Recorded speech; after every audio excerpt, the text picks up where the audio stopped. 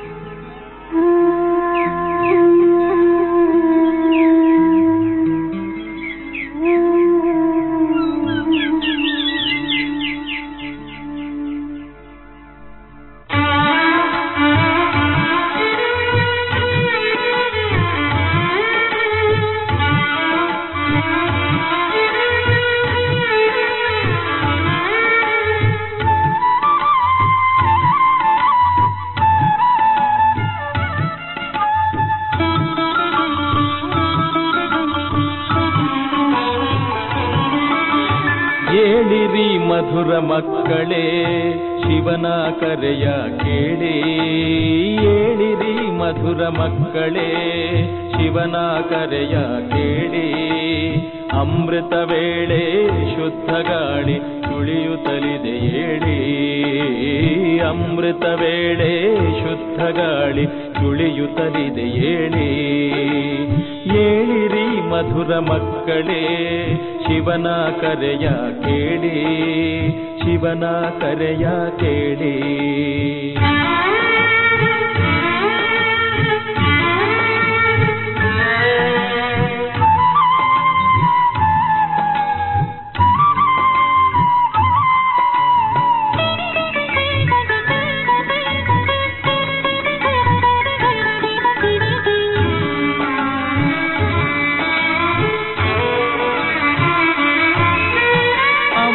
ವೇಳೆ ಶಾಂತವಾಗಿಹುದು ಕಳೆಯಿರಿ ಮನದ ಕತ್ತಲೆ, ಅಮೃತ ವೇಳೆ ಶಾಂತವಾಗಿಹುದು ಕಳೆಯಿರಿ ಮನದ ಕತ್ತಲೆ. ತುಳಿವ ಗಾಳಿಯಲ್ಲಿ ಪಸರಿಸಿರಿ ಶುದ್ಧ ಸಂಕಲ್ಪಗಳನ್ನು, ಶುದ್ಧ ಸಂಕಲ್ಪಗಳನ್ನು. ಶಿವನು ಕಾದಿಹನು ನಿಮಗೋ ಸುಗವೇ, ಅವನ ಕಾಣಲು ತೆರೆಯಿರಿ ದಿವ್ಯ ನೇತ್ರವ. ವಸುಧೆಯಲಿ ಅವತರಿಸಿಹ ಅವನ ಕರೆಯ ಕೇಳಿ, ಏಳಿರಿ ಮಧುರ ಮಕ್ಕಳೇ ಶಿವನ ಕರೆಯ ಕೇಳಿ. ಏಳಿರಿ ಮಧುರ ಮಕ್ಕಳೇ ಶಿವನ ಕರೆಯ ಕೇಳಿ. ಅಮೃತ ವೇಳೆ ಶುದ್ಧ ಗಾಳಿ ತುಳಿಯುತ್ತಲಿದೆ ಏಳಿ, ಅಮೃತ ವೇಳೆ ಶುದ್ಧ ಗಾಳಿ ತುಳಿಯುತ್ತಲಿದೆ ಏಳಿ.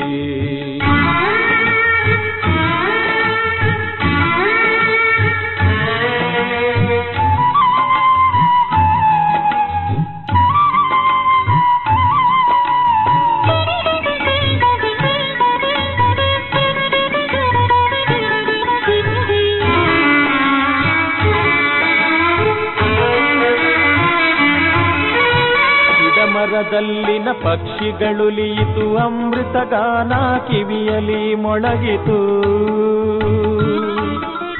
ಪ್ರಭು ಮಿಲನಕ್ಕೆ ಇದೇ ಸಮಯವು, ಬ್ರಹ್ಮ ಮುಹೂರ್ತವು ಎದ್ದೇಳಿ. ಶಾಂತವಾದ ಮನ ಶಾಂತವಾದ ಮನೆ ಮಧುಬನ ನಿಮ್ಮಯ ಮಧುರ ಮನೆ. ಶಾಂತವಾದ ಮನ ಶಾಂತವಾದ ಮನೆ ಮಧುಬನ ನಿಮ್ಮಯ ಮಧುರ ಮನೆ. ಶಾಂತಿಧಾಮವೇ ನಿಮ್ಮಯ ನಿಜ ಮನೆ,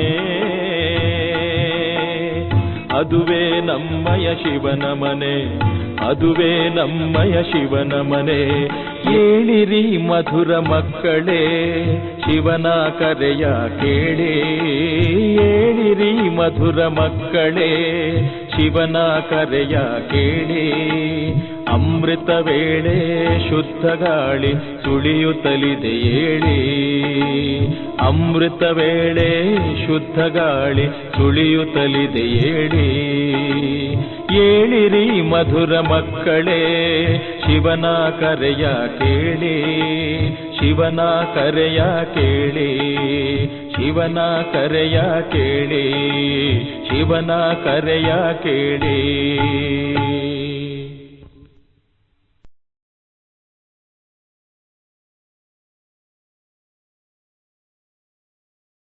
ಓಂ ಶಾಂತಿ.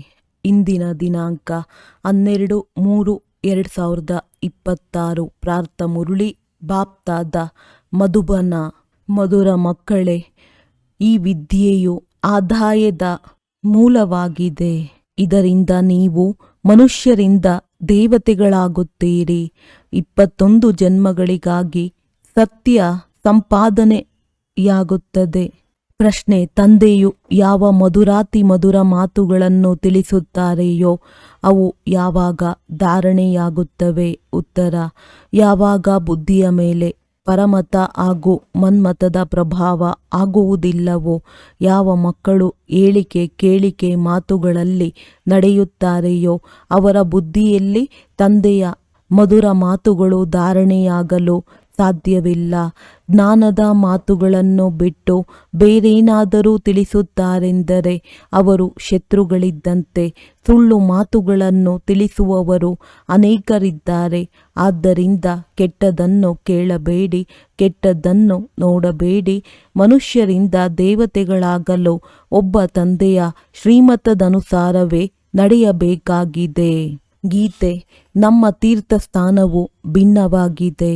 ಓಂ ಶಾಂತಿ. ಈ ಗೀತೆಯಲ್ಲಿ ಹೇಗೆ ತಮ್ಮ ಮಹಿಮೆ ಮಾಡಿಕೊಳ್ಳುತ್ತಾರೆ, ವಾಸ್ತವದಲ್ಲಿ ತನ್ನ ಮಹಿಮೆ ಮಾಡಿಕೊಳ್ಳುವುದಿಲ್ಲ. ಇವೆಲ್ಲವೂ ತಿಳಿದುಕೊಳ್ಳುವ ಮಾತುಗಳಾಗಿವೆ. ಯಾವ ಭಾರತವಾಸಿಗಳು ಬಹಳ ಬುದ್ಧಿವಂತರಾಗಿದ್ದರೋ ಅವರೇ ಈಗ ಬುದ್ಧಿಹೀನರಾಗಿದ್ದಾರೆ. ಅಂದ ಮೇಲೆ ಈಗ ಬುದ್ಧಿವಂತರು ಯಾರೆಂದು ಪ್ರಶ್ನೆ ಉದ್ಭವಿಸುತ್ತದೆ. ಇದನ್ನು ಎಲ್ಲಿಯೂ ಬರೆದಿಲ್ಲ. ನೀವು ಗುಪ್ತವಾಗಿದ್ದೀರಿ. ಎಷ್ಟೊಂದು ಅದ್ಭುತ ಮಾತುಗಳಾಗಿವೆ. ಒಂದಂತೂ ತಂದೆಯು ತಿಳಿಸುತ್ತಾರೆ, ನನ್ನ ಮೂಲಕವೇ ನನ್ನನ್ನು ಮಕ್ಕಳು ಅರಿತುಕೊಳ್ಳಬಹುದಾಗಿದೆ. ಮತ್ತೆ ನನ್ನ ಮೂಲಕ ಎಲ್ಲವನ್ನು ಅರಿತುಕೊಳ್ಳುತ್ತಾರೆ. ಸೃಷ್ಟಿಯ ಆದಿ ಮಧ್ಯ ಅಂತ್ಯದ ಯಾವ ಆಟವಿದೆಯೋ ಅದನ್ನು ತಿಳಿದುಕೊಳ್ಳುತ್ತಾರೆ. ಇದನ್ನು ಮತ್ಯಾರೂ ತಿಳಿದುಕೊಂಡಿಲ್ಲ. ಮತ್ತು ಮುಖ್ಯವಾಗಿ ಒಂದು ತಪ್ಪನ್ನು ಮಾಡಿದ್ದಾರೆ. ನಿರಾಕಾರ ಪರಮಪಿತ ಪರಮಾತ್ಮ ಶಿವನ ಬದಲು ಕೃಷ್ಣನ ಹೆಸರನ್ನು ಹಾಕಿಬಿಟ್ಟಿದ್ದಾರೆ. ಮೊದಲ ನಂಬರಿನ ಶಾಸ್ತ್ರ ಯಾವುದಕ್ಕೆ ಶ್ರೀಮದ್ ಭಗವದ್ಗೀತೆ ಎಂದು ಹೇಳುವರೋ ಅದೇ ತಪ್ಪಾಗಿ ಬಿಟ್ಟಿದೆ. ಆದ್ದರಿಂದ ಮೊಟ್ಟಮೊದಲು ಸಿದ್ಧ ಮಾಡಬೇಕಾಗಿದೆ. ಭಗವಂತನು ಒಬ್ಬರೇ ಆಗಿದ್ದಾರೆ. ಅಂದ ಮೇಲೆ ಕೇಳಿರಿ, ಗೀತೆಯ ಭಗವಂತ ಯಾರು? ಭಾರತದ ಆದಿ ಸನಾತನ ದೇವಿ ದೇವತಾ ಧರ್ಮವಾಗಿದೆ. ಒಂದು ವೇಳೆ ಹೊಸ ಧರ್ಮವೆಂದು ಹೇಳುವುದಾದರೆ ಬ್ರಾಹ್ಮಣ ಧರ್ಮವೆಂದೇ ಹೇಳಬಹುದು. ಮೊದಲು ಶಿಕೆಗೆ ಸಮಾನ ಬ್ರಾಹ್ಮಣರಾಗಿದ್ದಾರೆ. ಮುಖ್ಯ ಮಾತೇನೆಂದರೆ ಭಗವಂತನು ಎಲ್ಲರ ತಂದೆಯಾಗಿದ್ದಾರೆ, ಹೊಸ ಪ್ರಪಂಚದ ರಚಯಿತನಾಗಿದ್ದಾರೆ. ಅಂದ ಮೇಲೆ ಅವಶ್ಯವಾಗಿ ಹೊಸ ಪ್ರಪಂಚವನ್ನೇ ರಚಿಸುತ್ತಾರಲ್ಲವೇ? ಹೊಸ ಪ್ರಪಂಚದಲ್ಲಿ ಹೊಸ ಭಾರತವಿರುತ್ತದೆ. ಭಾರತದಲ್ಲಿಯೇ ಅವತರಿಸಿದ್ದಾರೆ. ಭಾರತವನ್ನೇ ಬ್ರಹ್ಮರವರ ಮೂಲಕ ಸ್ವರ್ಗವನ್ನಾಗಿ ಮಾಡುತ್ತಿದ್ದಾರೆ. ನಿಮ್ಮನ್ನು ತನ್ನವರನ್ನಾಗಿ ಮಾಡಿಕೊಂಡು ಮನುಷ್ಯರಿಂದ ದೇವತೆಗಳನ್ನಾಗಿ ಮಾಡಲು ಓದಿಸುತ್ತಾರೆ. ಮೊದಲು ನೀವು ಶೂದ್ರ ವರ್ಣದವರಾಗಿದ್ದೀರಿ, ನಂತರ ಬ್ರಾಹ್ಮಣ ವರ್ಣದಲ್ಲಿ, ಅನಂತರ ದೈವಿ ವರ್ಣದಲ್ಲಿ ಬಂದಿರಿ. ಕೊನೆಯಲ್ಲಿ ವೃದ್ಧಿಯಾಗುತ್ತಿರುತ್ತದೆ. ಒಂದು ಧರ್ಮದಿಂದ ಅನೇಕ ಧರ್ಮಗಳಾಗಿ ಬಿಡುತ್ತವೆ. ಎಲ್ಲ ಧರ್ಮಗಳ ರೆಂಬೆ ಕೊಂಬೆಗಳು ಬಂದು ಬಿಡುತ್ತವೆ. ಪ್ರತಿಯೊಂದು ಧರ್ಮದಿಂದ ಅನೇಕ ಶಾಖೆಗಳು ಹೊರಡುತ್ತವೆ. 3 ಧರ್ಮಗಳು ಸ್ಥಾಪನೆಯಾಗುತ್ತವೆ ಎಲ್ಲವೇ? ಇದು ಮುಖ್ಯವಾಗಿದೆ. ಪ್ರತಿಯೊಂದು ಧರ್ಮದಿಂದ ತನ್ನದೇ ಆದ ಶಾಖೆಗಳು ಹೊರಡುತ್ತವೆ. ಮುಖ್ಯ ತಳಪಾಯವು ಒಂದು ಆಗಿದೆ. ಬುಡವು ಆದಿ ಸನಾತನ ದೇವಿ ದೇವತಾ ಧರ್ಮವಾಗಿದೆ. ಯಾರು ಈಗ ರಾಜಯೋಗವನ್ನು ಕಲಿಯುತ್ತಿದ್ದೀರಿ. ದಿಲ್ವಾಡ ಮಂದಿರವು ಬಹಳ ಚೆನ್ನಾಗಿ ಮಾಡಲ್ಪಟ್ಟಿದೆ. ಅದರಲ್ಲಿ ಎಲ್ಲವನ್ನು ತಿಳಿಸಬೇಕಾಗಿದೆ. ಮಕ್ಕಳು ಇಲ್ಲಿ ಕುಳಿತಿದ್ದೀರಿ. ಕಲ್ಪದ ಮೊದಲು ಸಹ ನೀವು ರಾಜಯೋಗದ ತಪಸ್ಸು ಮಾಡಿದ್ದೀರಿ. ಹೇಗೆ ಕ್ರಿಸ್ತನ ನೆನಪಾರ್ಥವು ಕ್ರಿಶ್ಚಿಯನ್ ದೇಶದಲ್ಲಿದೆ, ಹಾಗೆಯೇ ನೀವು ಮಕ್ಕಳು ಇಲ್ಲಿ ತಪಸ್ಸು ಮಾಡಿದ್ದೀರಿ. ಆದ್ದರಿಂದ ನಿಮ್ಮ ನೆನಪಾರ್ಥವು ಇಲ್ಲಿಯೇ ಇದೆ. ಬಹಳ ಸಹಜವಾಗಿದೆ, ಆದರೆ ಯಾರೂ ತಿಳಿದುಕೊಂಡಿಲ್ಲ. ಇದೆಲ್ಲವೂ ಕಲ್ಪನೆಯಾಗಿದೆ. ಯಾರು ಹೇಗಾದರೂ ಕಲ್ಪನೆ ಮಾಡಿಕೊಳ್ಳಬಹುದೆಂದು ಸನ್ಯಾಸಿಗಳು ಹೇಳಿಬಿಡುತ್ತಾರೆ. ನಿಮಗೂ ಸಹ ಹೇಳುತ್ತಾರೆ, ನಿಮ್ಮ ಚಿತ್ರಗಳೆಲ್ಲವೂ ಕಲ್ಪನೆಯಿಂದ ಮಾಡಿಸಿದ್ದೀರಿ ಎಂದು. ಎಲ್ಲಿಯವರೆಗೆ ತಂದೆಯನ್ನು ಅರಿತುಕೊಳ್ಳುವುದಿಲ್ಲವೋ ಅಲ್ಲಿಯವರೆಗೆ ಕಲ್ಪನೆಯೆಂದೇ ತಿಳಿದುಕೊಳ್ಳುತ್ತಾರೆ. ಜ್ಞಾನಪೂರ್ಣನು ತಂದೆಯೇ ಅಲ್ಲವೇ? ಆದ್ದರಿಂದ ಮುಖ್ಯವಾಗಿ ತಂದೆಯ ಪರಿಚಯ ಕೊಡಬೇಕಾಗಿದೆ. ಆ ತಂದೆಯು ಸ್ವರ್ಗದ ಆಸ್ತಿಯನ್ನು ಕೊಡುತ್ತಾರೆ. ಕಲ್ಪದ ಹಿಂದೆಯೂ ಕೊಟ್ಟಿದ್ದರು. ನಂತರ 84 ಜನ್ಮಗಳನ್ನು ತೆಗೆದುಕೊಳ್ಳಬೇಕಾಯಿತು. ಭಾರತವಾಸಿಗಳೇ 84 ಜನ್ಮಗಳನ್ನು ತೆಗೆದುಕೊಳ್ಳುತ್ತಾರೆ. ಮತ್ತೆ ಸಂಗಮ ಯುಗದಲ್ಲಿ ತಂದೆಯು ಬಂದು ರಾಜಧಾನಿಯ ಸ್ಥಾಪನೆ ಮಾಡುತ್ತಾರೆ. ನೀವು ಮಕ್ಕಳು ತಂದೆಯ ಮೂಲಕ ಅರಿತುಕೊಂಡಿದ್ದೀರಿ. ಯಾವಾಗ ಚೆನ್ನಾಗಿ ತಿಳಿದುಕೊಂಡು ಬುದ್ಧಿಯಲ್ಲಿ ಕುಳಿತುಕೊಳ್ಳುವುದೋ ಆಗ ಖುಷಿಯೂ ಇರುವುದು. ಈ ವಿದ್ಯೆಯು ಬಹಳ ಆದಾಯದ ಮೂಲವಾಗಿದೆ. ವಿದ್ಯೆಯಿಂದಲೇ ಮನುಷ್ಯರು ವಕೀಲ ಇತ್ಯಾದಿಯಾಗುತ್ತಾರೆ. ಆದರೆ ಈ ವಿದ್ಯೆಯು ಮನುಷ್ಯನಿಂದ ದೇವತೆಯಾಗುವುದಾಗಿದೆ. ಪ್ರಾಪ್ತಿಯು ಎಷ್ಟು ದೊಡ್ಡದಾಗಿದೆ! ಇಂತಹ ಅವಶ್ಯವಾಗಿ ಆ ದೇವಿ ದೇವತಾ ಧರ್ಮವು ಪ್ರಾಯಲೋಪವಾಗಿ ಬಿಟ್ಟಿದೆ. ಆದ್ದರಿಂದಲೇ ಮನುಷ್ಯನಿಂದ ದೇವತೆಯಾಗಬೇಕು ಎಂದು ಬರೆಯುತ್ತಾರೆ. ದೇವತೆಗಳು ಸತ್ಯಯುಗದಲ್ಲಿದ್ದರು. ಅಂದ ಮೇಲೆ ಅವಶ್ಯವಾಗಿ ಭಗವಂತನು ಅವರನ್ನು ಸಂಗಮದಲ್ಲಿಯೇ ರಚಿಸಿರುವರು. ಹೇಗೆ ರಚಿಸಿದರು ಎಂಬುದನ್ನು ತಿಳಿದುಕೊಂಡಿಲ್ಲ. ಗುರುನಾನಕರು ಮಹಿಮೆಯನ್ನು ಆಡಿದ್ದಾರೆ. ಕಲಿಯುಗದಲ್ಲಿ ಗುರುನಾನಕರ ಅವತಾರವಾಗುತ್ತದೆ. ಅವರು ಧರ್ಮ ಸ್ಥಾಪಕನಾಗಿದ್ದಾರೆ. ಅವರ ರಾಜಧಾನಿಯಂತೂ ಕೊನೆಯಲ್ಲಿ ನಡೆಯಿತು. ತಂದೆಯು ಈ ದೇವಿ ದೇವತಾ ಧರ್ಮವನ್ನು ಸ್ಥಾಪನೆ ಮಾಡಿದ್ದಾರೆ. ವಾಸ್ತವದಲ್ಲಿ ಹೊಸ ಪ್ರಪಂಚವು ಬ್ರಾಹ್ಮಣರದ್ದು ಎಂದೇ ಹೇಳಬಹುದು. ಶಿಕೆಯು ಬಲೆ ಬ್ರಾಹ್ಮಣರದ್ದಾಗಿದೆ. ಆದರೆ ರಾಜಧಾನಿಯು ದೇವಿ ದೇವತೆಗಳಿಂದ ಆರಂಭವಾಗುತ್ತದೆ. ನೀವು ಬ್ರಾಹ್ಮಣರು ರಚಿಸಲ್ಪಟ್ಟಿದ್ದೀರಿ. ನಿಮ್ಮ ರಾಜಧಾನಿ ಇಲ್ಲ. ನೀವು ತಮಗಾಗಿ ರಾಜಧಾನಿಯನ್ನು ಸ್ಥಾಪನೆ ಮಾಡುತ್ತೀರಿ. ಇವು ಅದ್ಭುತ ಮಾತುಗಳಾಗಿವೆ. ಮನುಷ್ಯರು ಏನನ್ನು ತಿಳಿದುಕೊಂಡಿಲ್ಲ. ಮೊಟ್ಟ ಮೊದಲು ತನಗೆ ಅರ್ಥವಾದರೆ ತನ್ನ ಮೂಲಕ ಅನ್ಯರಿಗೂ ಅರ್ಥವಾಗುತ್ತದೆ.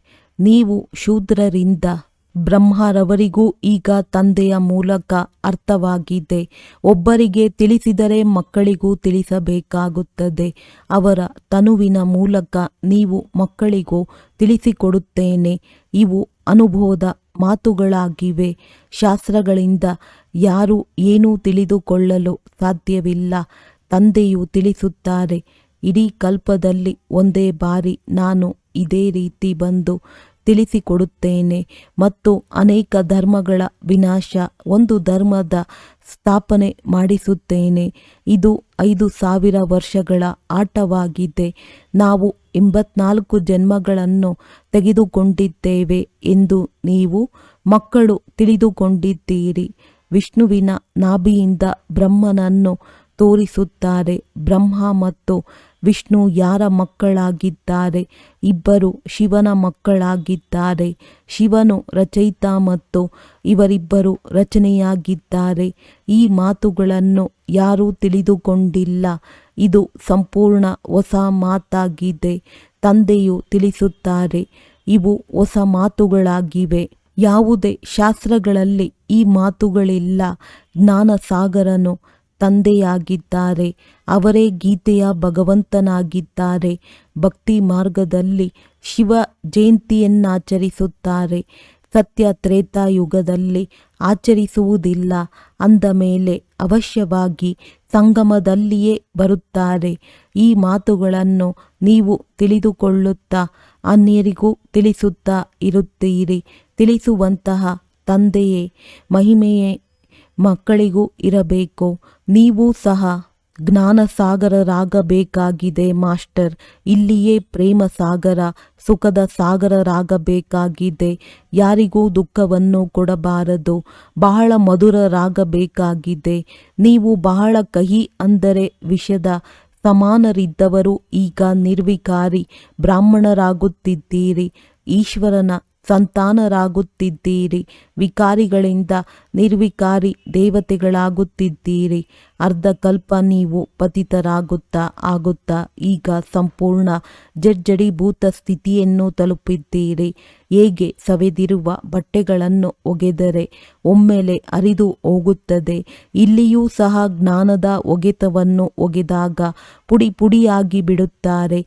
ಕೆಲವು ಬಟ್ಟೆಗಳಂತೂ ಇಷ್ಟು ಮೈಲಿಗೆಯಾಗಿದೆ, ಅವನ್ನು ಸ್ವಚ್ಛ ಮಾಡುವುದರಲ್ಲಿ ಬಹಳ ಸಮಯ ಹಿಡಿಸುತ್ತದೆ. ಅಂಥವರಿಗೆ ಅಲ್ಲಿಯೂ ಸಹ ಬಹಳ ಕಡಿಮೆ ಪದವಿ ಸಿಗುತ್ತದೆ.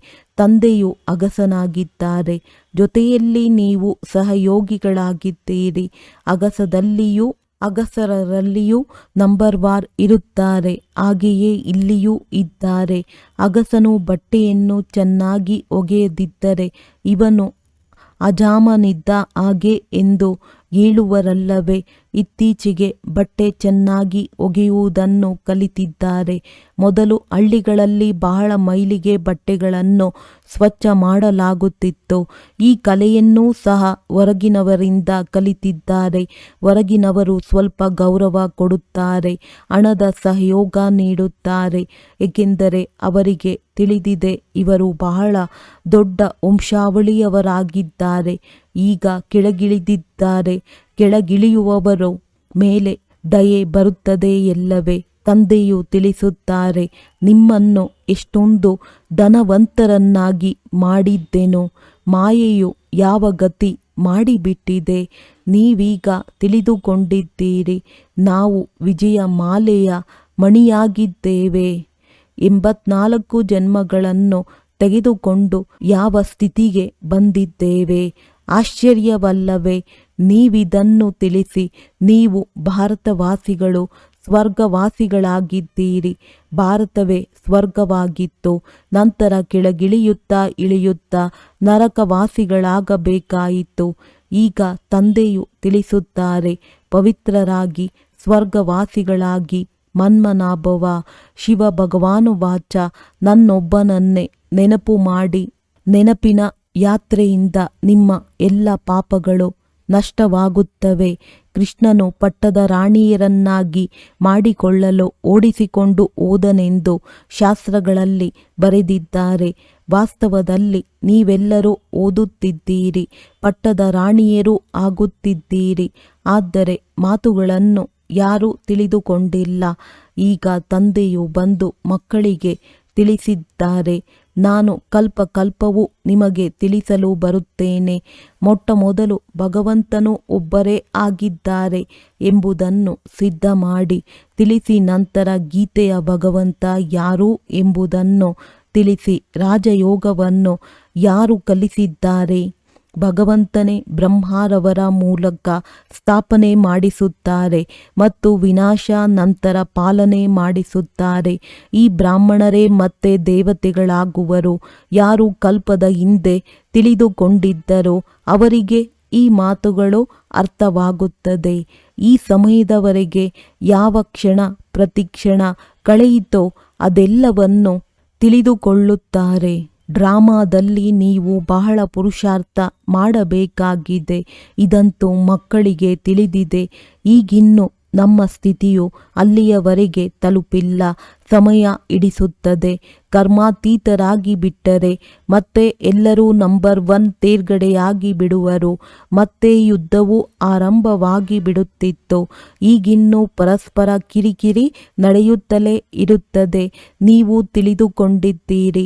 ಎಲ್ಲಿ ನೋಡಿದರಲ್ಲಿ ಯುದ್ಧಕ್ಕಾಗಿ ತಯಾರು ಮಾಡುತ್ತಿದ್ದಾರೆ. ಇತ್ತ ಕಡೆಯೂ ತಯಾರಿಗಳು ನಡೆಯುತ್ತಿದೆ. ನೀವು ಯಾವುದೆಲ್ಲವನ್ನು ದಿವ್ಯ ದೃಷ್ಟಿಯಿಂದ ನೋಡಿದ್ದೀರೋ ಅದನ್ನು ಮತ್ತೆ ಈ ಕಣ್ಣುಗಳಿಂದ ನೋಡುವಿರಿ. ಯಾವ ವಿನಾಶದ ಸಾಕ್ಷಾತ್ಕಾರ ಮಾಡಿದ್ದೀರೋ ಅದನ್ನು ಈ ಸ್ಥೂಲ ಕಣ್ಣುಗಳಿಂದ ನೋಡುತ್ತೀರಿ. ಸ್ಥಾಪನೆಯ ಸಾಕ್ಷಾತ್ಕಾರವನ್ನೂ ನೋಡಿದ್ದೀರಿ. ಮತ್ತೆ ಅದನ್ನು ಪ್ರತ್ಯಕ್ಷದಲ್ಲಿ ರಾಜಧಾನಿಯನ್ನೂ ನೋಡುತ್ತೀರಿ. ನೀವು ಮಕ್ಕಳಿಗಂತೂ ಬಹಳ ಖುಷಿ ಇರಬೇಕು. ಇದಂತೂ ಹಳೆಯ ಶರೀರವಾಗಿದೆ. ಯೋಗದಿಂದ ಆತ್ಮವು ಪವಿತ್ರವಾಗುವುದು. ನಂತರ ಈ ಹಳೆಯ ಶರೀರವನ್ನು ಬಿಡಬೇಕಾಗಿದೆ. 84 ಜನ್ಮಗಳ ಚಕ್ರವು ಪೂರ್ಣವಾಗುತ್ತದೆ. ಆಗ ಎಲ್ಲರಿಗೆ ಹೊಸ ಶರೀರವು ಸಿಗುತ್ತದೆ. ಇವು ಸಹ ತಿಳಿದುಕೊಳ್ಳುವ ಬಹಳ ಸಹಜ ಮಾತುಗಳಾಗಿವೆ. ಇದನ್ನು ತಿಳಿಸಬಹುದು. ಕಲಿಯುಗದ ನಂತರ ಸತ್ಯಯುಗವು ಅವಶ್ಯವಾಗಿ ಆಗುವುದು. ಅನೇಕ ಧರ್ಮಗಳ ವಿನಾಶವೂ ಆಗುವುದು. ನಂತರ ಆದಿ ಸನಾತನ ದೇವಿ ದೇವತಾ ಧರ್ಮದ ಸ್ಥಾಪನಾರ್ಥವಾಗಿ ತಂದೆಯು ಬರಬೇಕಾಗುತ್ತದೆ. ದೇವತೆಗಳಾಗುವುದಕ್ಕಾಗಿ ನೀವೀಗ ಬ್ರಾಹ್ಮಣರಾಗಿದ್ದೀರಿ. ಮತ್ಯಾರೂ ಆಗಲು ಸಾಧ್ಯವಿಲ್ಲ. ನಾವು ಶಿವ ತಂದೆಯ ಮಕ್ಕಳಾಗಿದ್ದೇವೆ. ನಮಗೆ ತಂದೆಯು ಆಸ್ತಿಯನ್ನು ಕೊಡುತ್ತಿದ್ದಾರೆಂದು ನಿಮಗೆ ತಿಳಿದಿದೆ. ಶಿವ ಜಯಂತಿ ಎಂದರೆ ಭಾರತಕ್ಕೆ ಆಸ್ತಿಯು ಸಿಕ್ಕಿತು ಎಂದರ್ಥ. ಶಿವ ತಂದೆಯು ಬಂದು ಏನು ಮಾಡಿದರು? ಇಸ್ಲಾಮಿ ಬೌದ್ಧರು ಮೊದಲಾದವರು ಬಂದು ತಮ್ಮ ಧರ್ಮವನ್ನು ಸ್ಥಾಪನೆ ಮಾಡಿದ್ದರು. ಅಂದಾಗ ತಂದೆಯು ಬಂದು ಏನು ಮಾಡಿದರು? ಅವಶ್ಯವಾಗಿ ಸ್ವರ್ಗ ಸ್ಥಾಪನೆ ಮಾಡಿದರು. ಹೇಗೆ ಸ್ಥಾಪನೆ ಮಾಡಿದರು? ಹೇಗೆ ಸ್ಥಾಪನೆಯಾಗುತ್ತದೆ ಎಂಬುದನ್ನು ನೀವೀಗ ತಿಳಿದುಕೊಂಡಿದ್ದೀರಿ. ಮತ್ತೆ ಸತ್ಯಯುಗದಲ್ಲಿ ಇದೆಲ್ಲವನ್ನು ಮರೆತು ಹೋಗುತ್ತೀರಿ. ಈಗ ಇದನ್ನು ತಿಳಿದುಕೊಂಡಿದ್ದೀರಿ. ನಾವೀಗ 21 ಜನ್ಮಗಳ ಆಸ್ತಿಯನ್ನು ತೆಗೆದುಕೊಂಡು ಹೋಗುತ್ತೇವೆ. ಇದು ಡ್ರಾಮಾದಲ್ಲಿ ನಿಗದಿಯಾಗಿದೆ. ಬಲೆ, ಅಲ್ಲಿ ಇವರು ತಂದೆಯಾಗಿದ್ದಾರೆ. ಇವರು ಮಕ್ಕಳಿಗೆ ಆಸ್ತಿಯೂ ಸಿಗುತ್ತದೆ ಎಂಬುದು ತಿಳಿದಿರುತ್ತದೆ. ಆದರೆ ಆ ಪ್ರಾರಬ್ಧವು ಈಗಿನದ್ದಾಗಿದೆ. ಸತ್ಯ ಸಂಪಾದನೆ ಮಾಡಿ 21 ಜನ್ಮಗಳಿಗಾಗಿ ನೀವು ಆಸ್ತಿಯನ್ನು ಪಡೆಯುತ್ತಿದ್ದೀರಿ.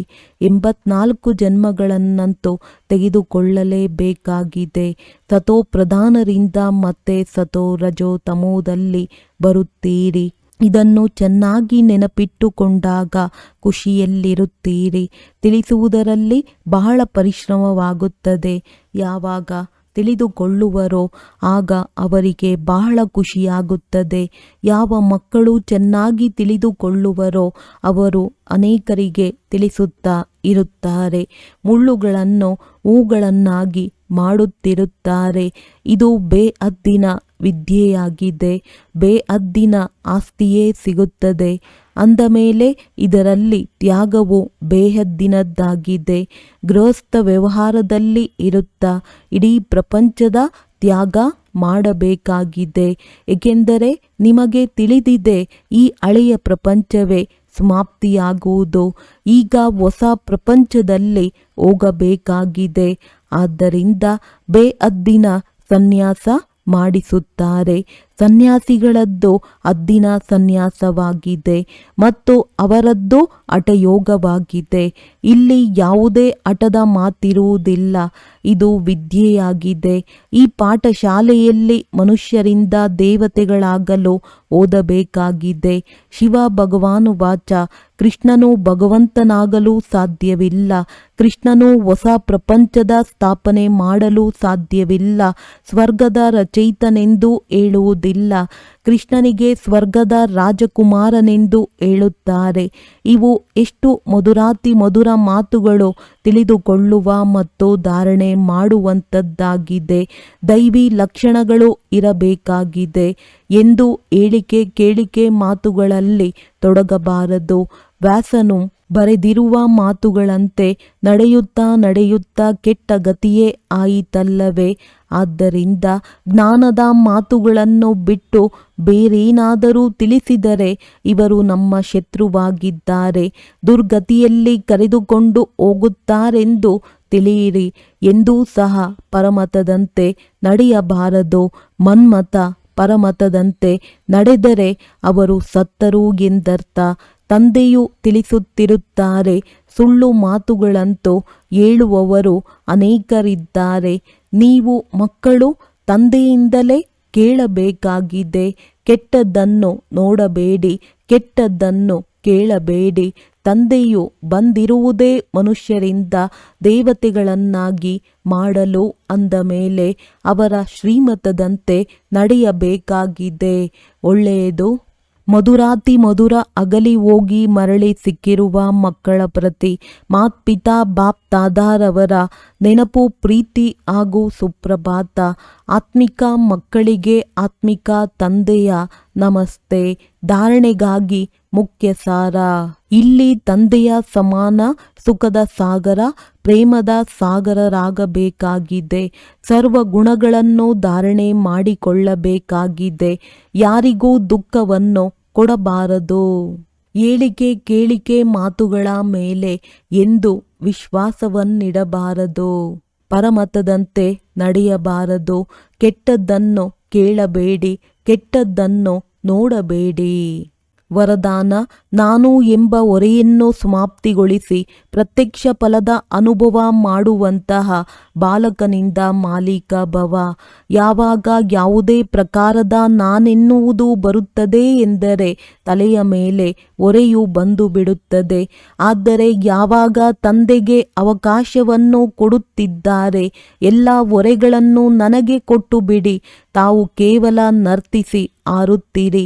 ಸೇವೆಯು ಹೇಗಾಗುತ್ತದೆ, ಭಾಷಣ ಹೇಗೆ ಮಾಡುವುದು, ಇವೆಲ್ಲ ಪ್ರಶ್ನೆಗಳೇಕೆ? ತಾವು ಕೇವಲ ನಿಮಿತ್ತರೆಂದು ತಿಳಿದುಕೊಂಡು ಸಂಬಂಧದ ಶಕ್ತಿ ಗೃಹದೊಂದಿಗೆ ಜೋಡಣೆ ಮಾಡಿ ಕುಳಿತು ಬಿಡಿ.